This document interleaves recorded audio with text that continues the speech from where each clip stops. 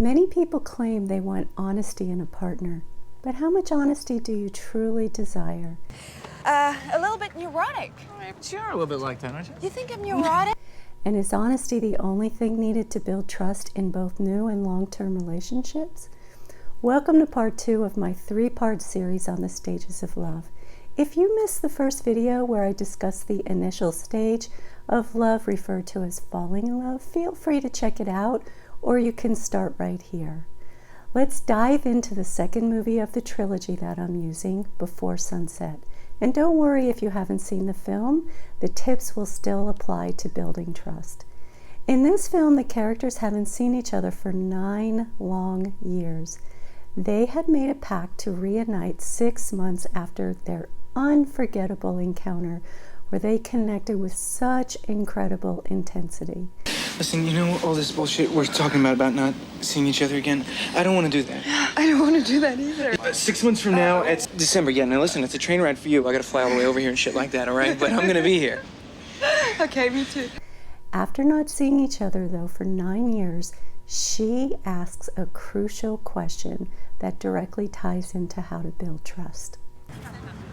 Before we go anywhere, I have to ask you, Sure, what? did you show up in Vienna that December? Did you? No, I couldn't. Wait, why weren't you there? I would have been there if I could have. I made plans and you better have a good reason. What? Oh, no. No, you were there, weren't you? Believe it, you must have been so angry with me. I'm so sorry. In this scene, several elements build trust. She acknowledges the effort it took for him to show up and communicates how he must have felt when she couldn't be there, even though her absence was unavoidable.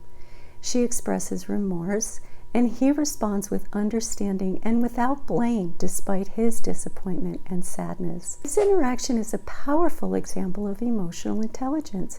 He showed reliability and dependability by showing up and keeping his promise, 2 more crucial components for building trust.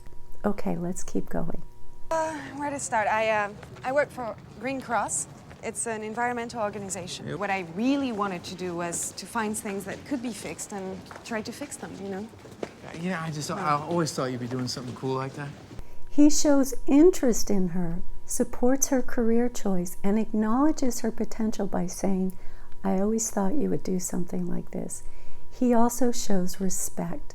These are all important components of building trust. I went to this Trappist monastery a couple years ago. Have you ever spent any time with any monks or nuns? No, it's not really my style. No. But go ahead. So she says, "It's not really my style, but go ahead," showing that she is non-judgmental and respects his interests. 2 more traits to look for in a trustworthy partner. She is honest with him, but in a respectful way. You want to know why I wrote that stupid book? I think I wrote it in a way to try to find you. Okay. My heart will stay yours until I die. Now they get really honest. He admits, "I wrote that book to find you," showing transparency and vulnerability. And she reciprocates by sharing a song she wrote about her feelings towards him, demonstrating the same qualities. This shared transparency and vulnerabilities are more key components of building trust. Next comes the all-important conflict. People often ask me, how do I know if this is the right person for me? And while all of the previous points that I just shared with you are crucial, the ability to engage in and resolve conflict together is a strong indicator of a healthy relationship. Everyone experiences conflict, and you need to trust that you can work through it together. By the way, if you're enjoying this video, go ahead and subscribe for more insights to deepen your connection with your partner. Okay, let's watch them in conflict. Even that, I was fine until I read the book. It stirred shit up, you know? live your life trying to avoid pain at the expense of you know what? engaging. Lose our words. I've got to get away from you. Stop the car. I want to get out. No, You know what? don't get it's out. being Keep around talking. you, okay? Hey, No, hey. don't touch me. You know, I want to get on a cab. Listen, and I feel the same. I'm sorry. I don't know what happened. I had to let it all out. Don't worry about it. There is a lot happening here. She is angry about the book that he wrote about their relationship, as it stirred up many emotions for her. This situation highlights the complexity of honesty in relationships. Even though it may be difficult for him to hear that she was upset about the book, he listens with empathy and compassion. That's right, two more crucial components for building trust and managing healthy conflict. And she demonstrates emotional regulation by allowing herself to get upset and then calming down, managing her emotions without blaming him.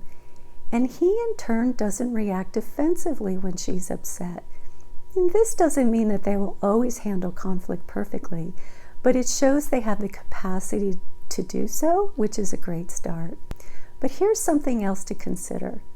When I work with couples in distress, I start by discussing the beginning of their relationship with them, what drew them together and attracted them to each other.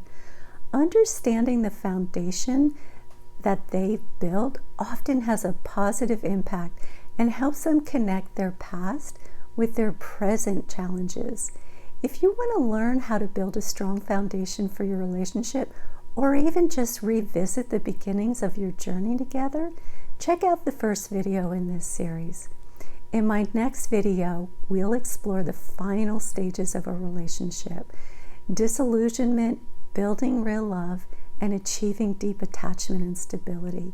Disillusionment is the unexpected stage that couples don't expect to go through, and it's crucial to navigate because many consider leaving the relationship during this stage. Have the girls, all our crap.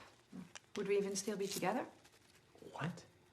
I'll guide you through these challenging stages to help you enjoy a smoother, more connected journey together. Don't miss it. I'm excited to see you in the next video. Thanks so much for watching.